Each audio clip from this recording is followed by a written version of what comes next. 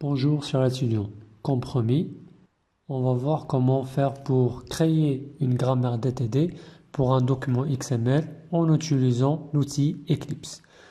Donc là, comme je vous ai dit, il faudra créer un nouveau projet. Donc soit vous mettez bouton droit sur le Package Explorer ou bien vous cliquez ici, Nouveau projet. Et là, vous allez sous le dossier général et vous sélectionnez un projet vide sans aucune nature. Donc vous spécifiez un nom pour votre projet.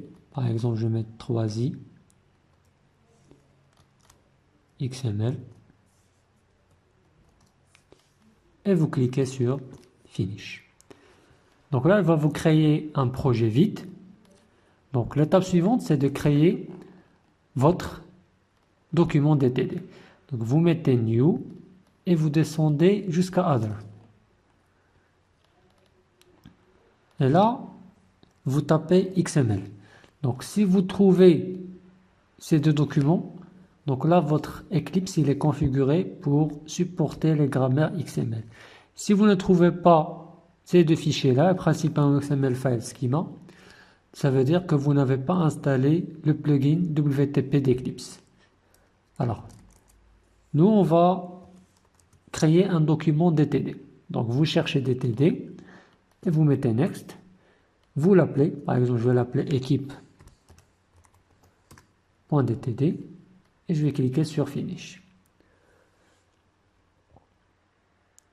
Là, elle va vous créer votre document DTD. Donc, la chose à laquelle il faudra faire attention, c'est que Eclipse, il va vous générer automatiquement la ligne déclaratrice d'XML. Or, DTD n'utilise pas la syntaxe XML. Donc là, avant de commencer, il faudra supprimer cette ligne et fournir votre grammaire DTD. Aussi, pour le document que je vous ai envoyé par mail, donc il faudra l'inclure, c'est celui pour lequel on va créer la grammaire DTD. Donc vous le copiez et vous le collez directement sur votre projet. Donc là, si vous l'ouvrez, vous allez voir son contenu. Donc vous allez sur Source, vous allez voir son contenu. Donc là, il possède une balise racine équipe avec S, qui possède une balise équipe, qui possède plusieurs sous-balises. Le nom, l'acronyme, la ville et une création, et une balise joueur avec S.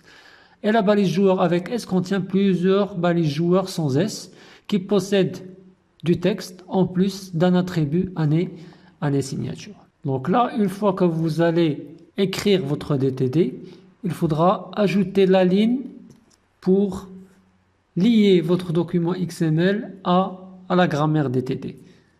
Donc pour ce faire, donc vous allez trouver dans votre cours la manière avec laquelle on va lier, on peut lier un document XML à sa grammaire DTD.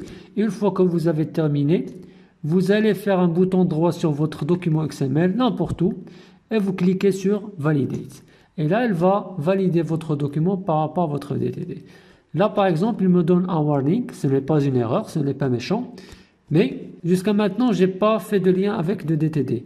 Donc la logique d'Eclipse, c'est que si vous essayez de valider un document qui n'est lié à aucune grammaire, pour lui, c'est un warning. Donc là, quand vous allez finir votre document DTD et que vous allez le lier à votre document XML, il faudra le valider et il ne faudra pas oublier d'enlever le standalone.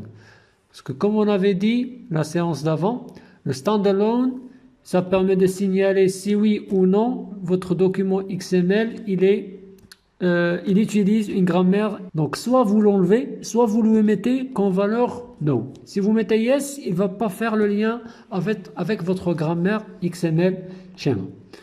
Donc aussi, quand vous allez finir votre DTD, vous pouvez aussi la valider.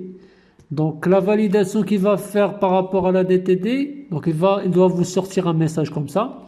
La validation qu'il va faire, c'est seulement une validation de syntaxe, si tout est correct, tout simplement.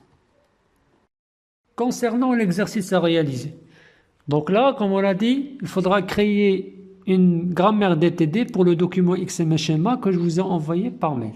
Les règles à suivre pour définir cette grammaire, c'est que l'élément racine doit être équipe avec S. Cet élément racine, il peut contenir plusieurs balises équipe sans S.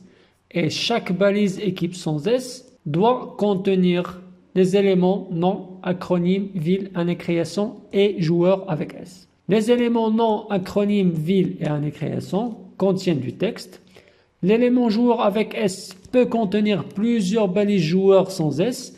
Et enfin, l'élément joueur sans S ne contient que du texte. Par la suite, il faudra ajouter un attribut à l'élément joueur. L'attribut est nommé année signature et il doit être obligatoire. C'est tout ce qui est demandé dans cet exercice. Si vous avez des questions, n'hésitez pas à me contacter par mail. Bon courage.